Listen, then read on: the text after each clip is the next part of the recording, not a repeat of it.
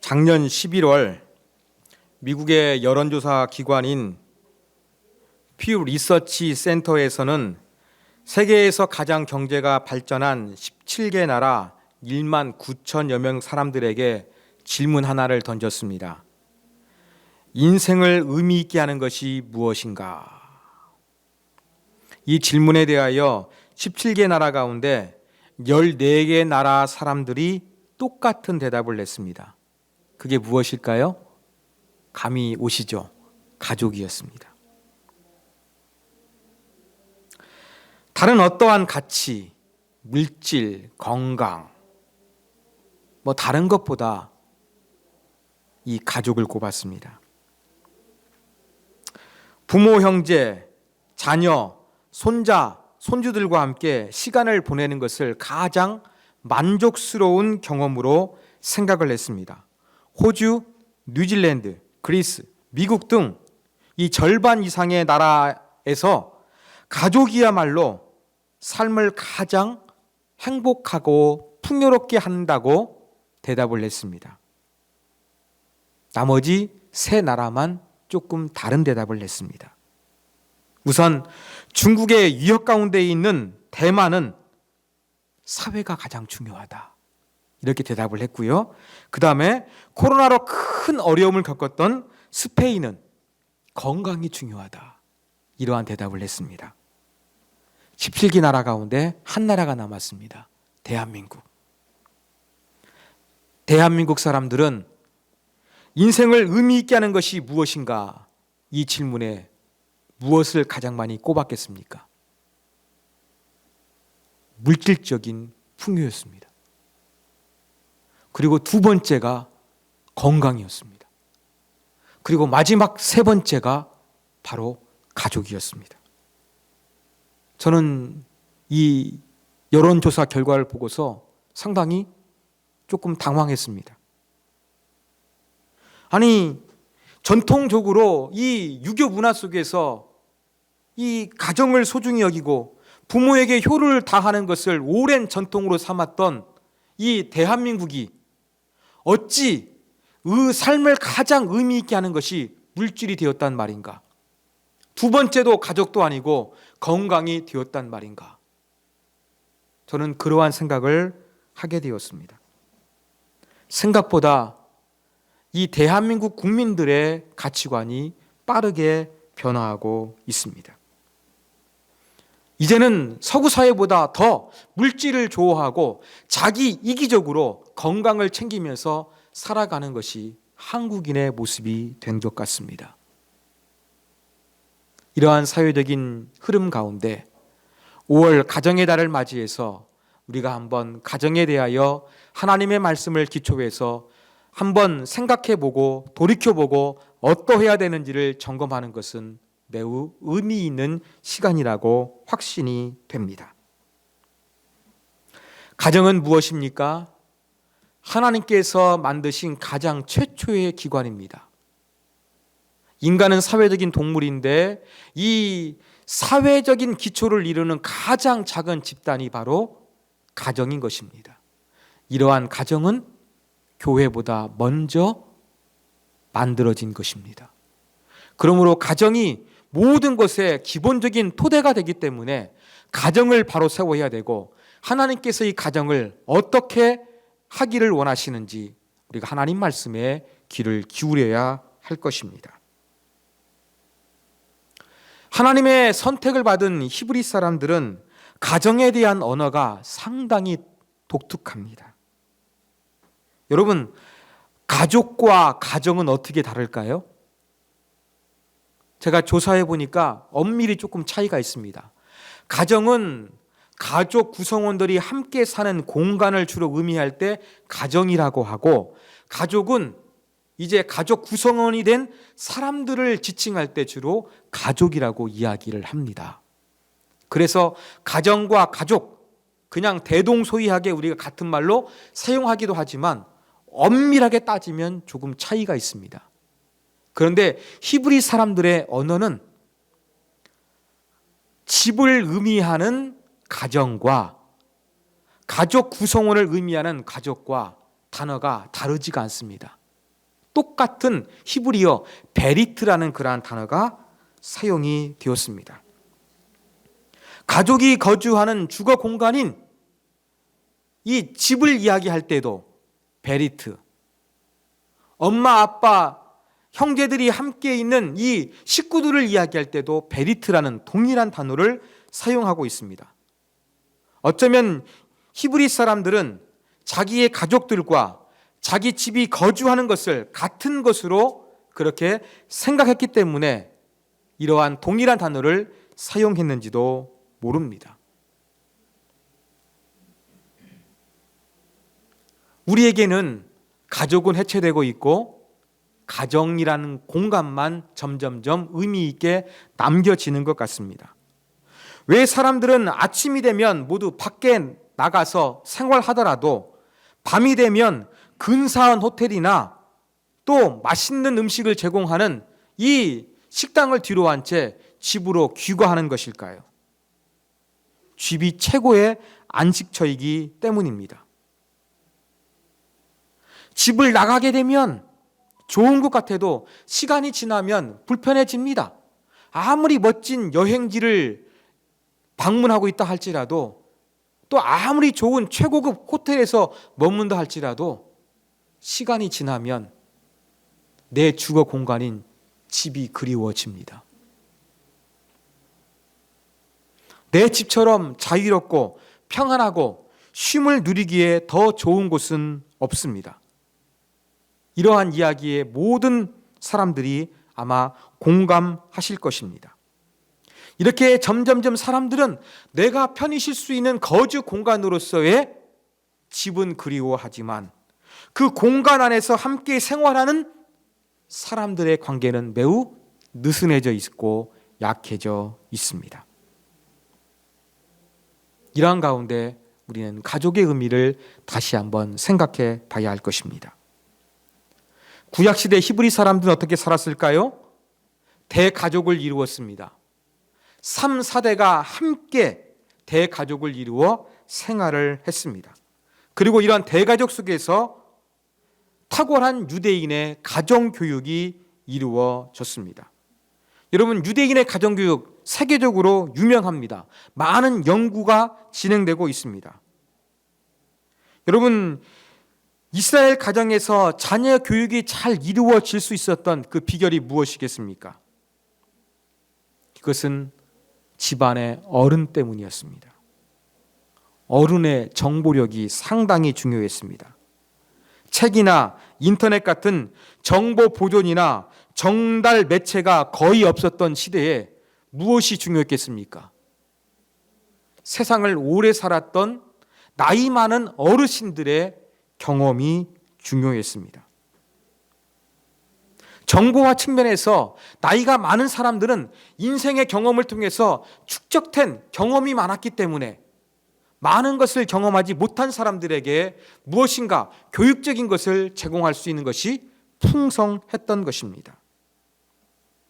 지금으로 보자면 이 어르신들은 교과서요, 백과사전이었고 네이버요, 구글이었고 유튜버였던 것입니다.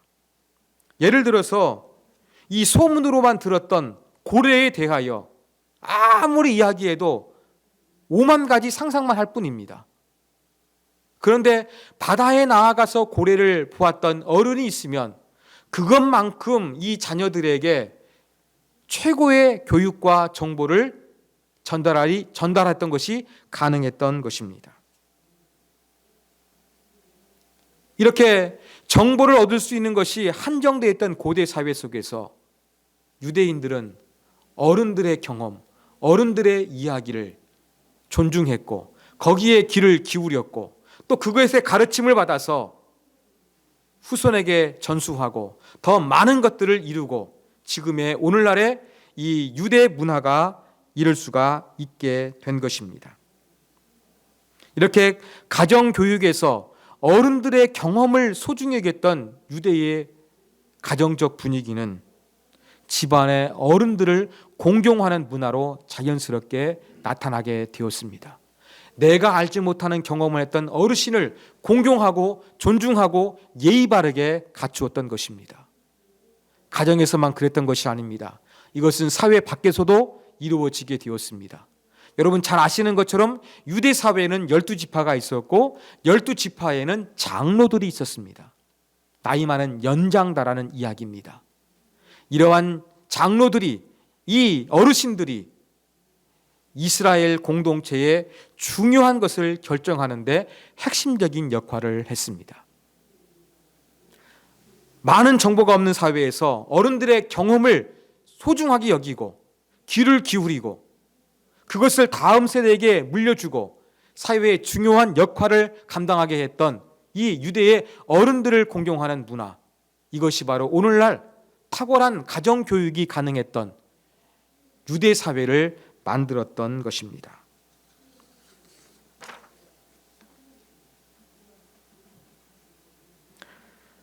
이러한 유대의 가정교육, 어르신을 통한 가정교육을 강조하고 있는 이 부분이 오늘 본문 말씀인 잠언 4장에서도 여전히 나타나고 있습니다. 오늘 잠언 4장 말씀을 보면은 아버지가 아들들아 라고 부르면서 뭔가 훈계하고 있습니다. 뭘 기대하겠습니까? 자기의 자녀들에게 지혜와 명철을 배우기를 기대하고 있습니다. 그러면서 내 말을 제발 잘 들어달라고 그렇게 부탁하고 있는 것입니다. 그러면서 또 한 가지 자기의 경험을 이야기하고 있습니다. 나도 어린 시절에 내 아버지에게 들었다는 것입니다. 나도 지금 내 말을 듣고 있는 아들처럼 나도 할아버지의 아들이었고 내가 어린 시절 그 할아버지의 말씀을 귀를 경청하고 마음을 열고서 들었노라고, 이러한 자신의 경험을 되돌아보면서 아들들에게도 잘 들어줄 것을 부탁하고 있는 것이 바로 잠언 4장의 내용입니다.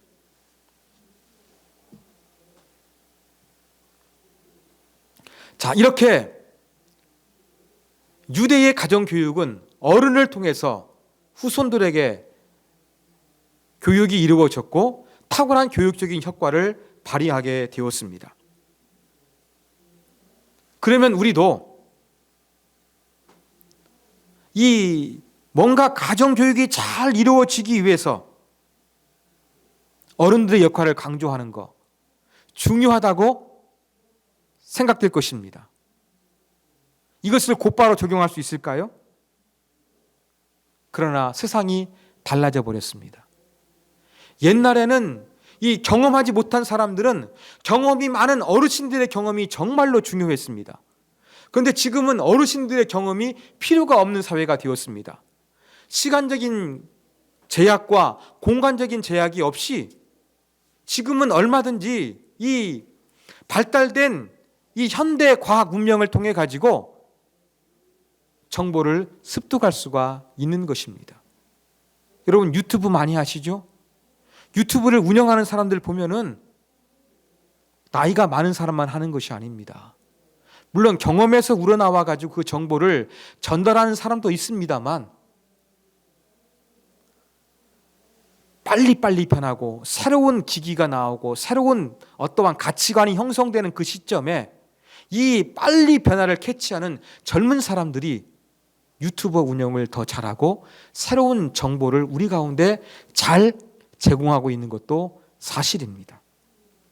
이렇게 공간과 시간적인 제약을 뛰어넘어서 내가 원하고자 하는 정보를 얼마든지 이 인터넷을 통해서, 유튜브를 통해서, 또 동호회를 통해서 전수받을 수 있는 것이 우리 사회가 되었습니다.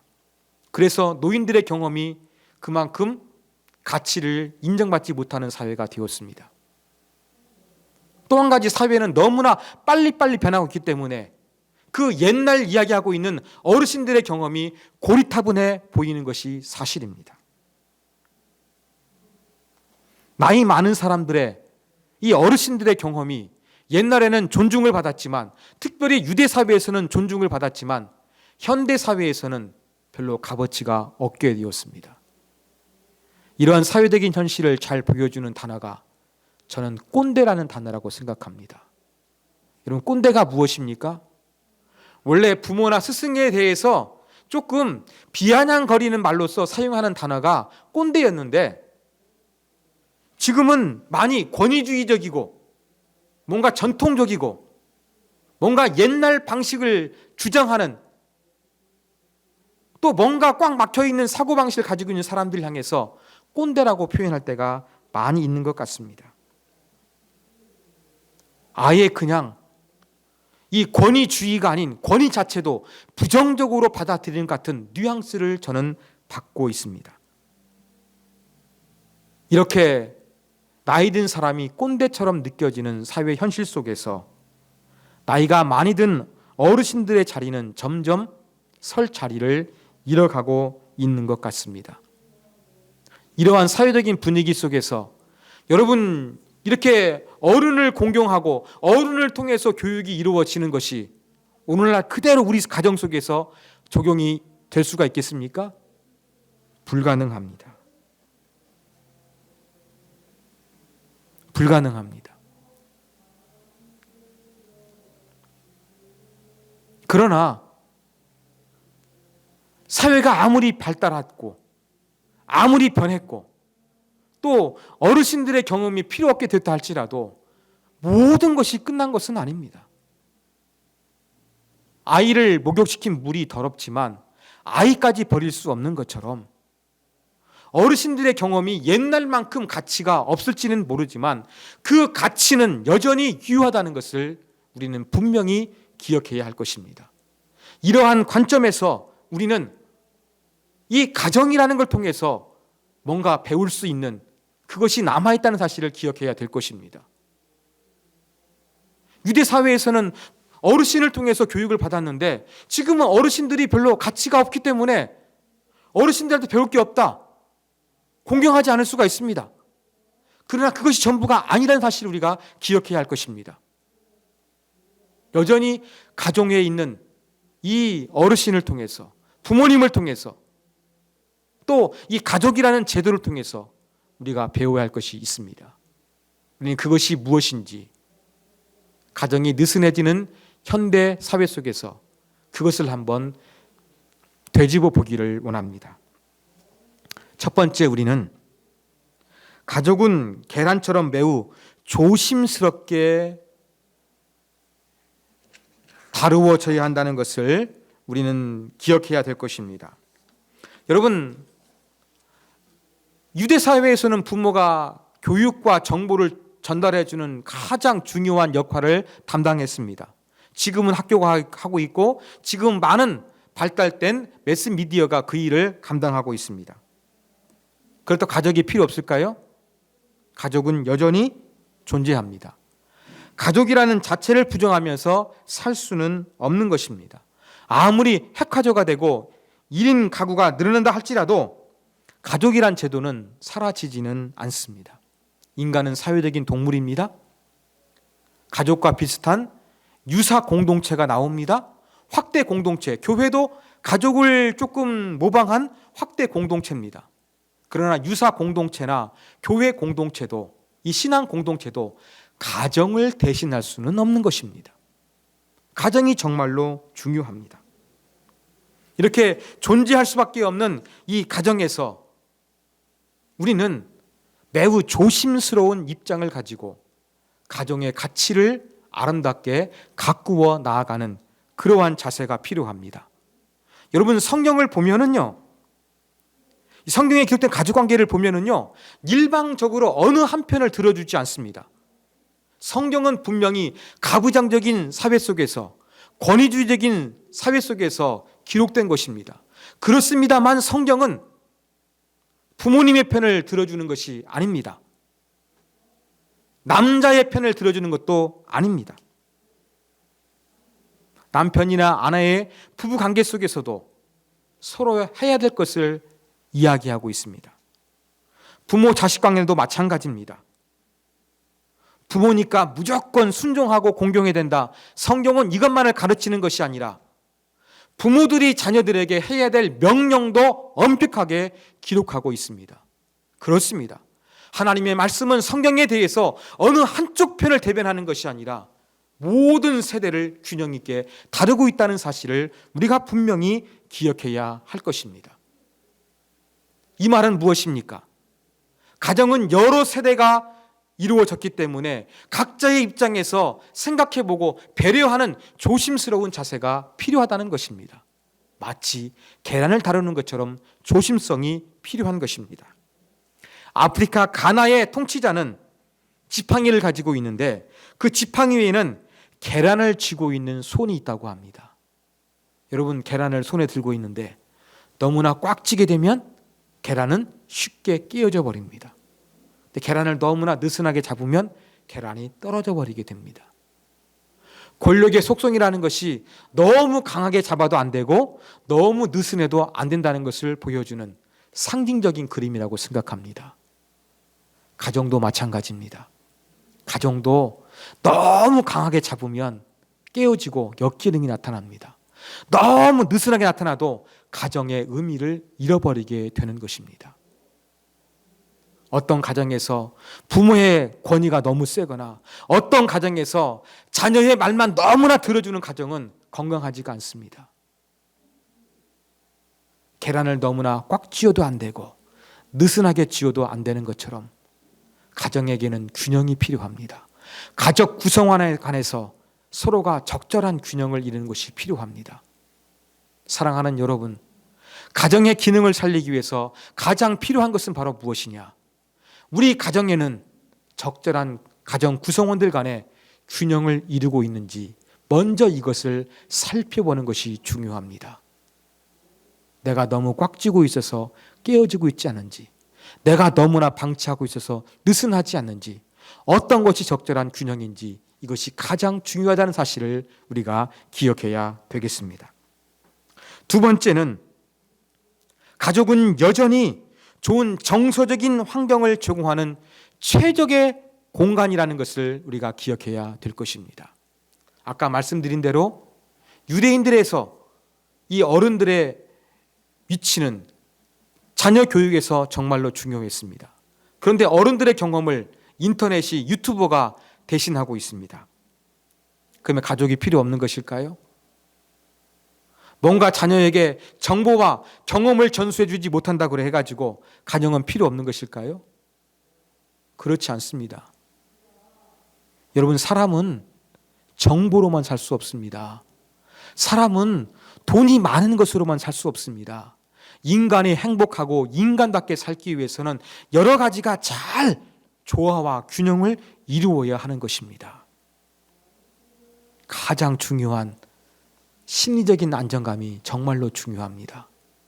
이 심리적인 안정감을 먼저 어디서 얻겠습니까? 가정에서 얻는 것입니다. 뭔가 자녀에게 필요한 것을 제공하는 교육적인 기능은 학교에 빼앗기고 인터넷과 유튜브에 빼앗겼다 치더라도 이 정서적인 안정을 제공하는 환경은 가정에서 제일 잘할 수 있는 것입니다. 그래서 원가정이 중요하다. 심리학에서는 그렇게 이야기를 하고 있습니다. 이 정서적인 안정을 위해서 가장 중요한 것이 무엇일까요? 함께 시간을 보내는 것입니다. 함께 시간을 보내되 의미 있고 공감할 수 있는 시간을 함께 보내는 것이 정말로 중요해졌습니다. 이런 이야기가 있습니다. 영국의 유명했던 정치가요, 외교관인 찰스 프랜시스 아담스라는 사람이 있습니다. 이 사람이 어느 날 일기장에 이러한 대목을 남겼습니다. 나는 오늘 아들과 함께 낚시를 갔다. 오늘 하루를 낭비해 버리고 말았다. 같은 날 그의 아들의 일기장에는 이렇게 적혀져 있었습니다. 나는 오늘 아빠와 함께 낚시를 갔다. 내 생애의 최고의 날이었다. 여러분, 함께 있는 시간을 보냈지만 어떤 사람은 그 시간이 아까웠고 어떤 시간은 생애 최고의 시간이 되었습니다. 정서적인 안정감을 이루고 더 행복한 가정의 모태를 만들기 위해서 중요한 것은 같은 마음을 갖는 것입니다. 같은 시간을 보내고 있는데 이 찰스 아담스의 가정처럼 아빠의 생각과 아들의 생각이 완전히 달라서 따로 노는 것이 아니라 함께 있는 시간을 보내되 같은 생각을 가질 수 있는 것이 중요합니다. 그랬을 때의 가정을 통해서 이 정서적인 안정감을 누릴 수 있는 밑바탕이 잘 형성될 수 있다는 사실을 우리가 분명히 기억해야 될 것입니다. 남편과 아내 사이에 멀어진 간격, 부모와 자식 간에 멀어진 간격들, 자녀와 자녀 사이에 멀어진 간격들, 이것을 메꿀 수 있는 것은 바로 무엇이냐면 함께 시간을 보내는 것입니다. 함께 시간을 보내서 좋은 정서적인 경험을 함께 누리는 것입니다. 서로 다른 느낌과 생각을 가지고 있는 것이 아니라 서로 사랑의 마음으로서 서로 위하고 행복한 시간을 보냄으로 말미암아 이 정서적인 안정감을 가질 수 있도록 가정에서 이러한 것을 만들고 제공하는 것은 정말로 중요하다고 할 수가 있습니다. 이것은 가정이 아니면 제공해 줄 수 없는 것이기 때문에 그렇습니다. 마지막 세 번째, 우리는 지혜와 명철이 흘러가는 명문 가문을 세워야 할 것입니다. 유대인들의 부모는 금어가 가득 들어있는 보물 상자를 바닷물에 던지라고 해도 그 말에 순종해야 된다고 가르친다고 합니다. 저 이 구절을 보고 정말 그럴까 했는데 그렇게 가르치나 봅니다. 이렇게 부모에 대한 철저한 순종의 정서를 유대인들은 강조하고 있는 것입니다. 이것은 부모니까 무조건 부모의 것을 수용한다는 그러한 부정적으로 볼 것이 아니라 부모의 가치관을 수용하는 좋은 순기능도 있다는 것을 우리가 기억해야 되겠습니다. 부모의 가치관을 받아가지고 그것을 다음 세대에게 물려주는 것입니다. 그 집안에 장점이 있습니다. 독특한 문화가 있습니다. 어떠한 특별한 비법이나 노하우가 있을 것입니다. 이것을 어떻게 합니까? 부모가 자녀에게 전수해서 그것이 흘러가게 만드는 것입니다. 그것이 바로 명문 가문으로 만드는 비결입니다.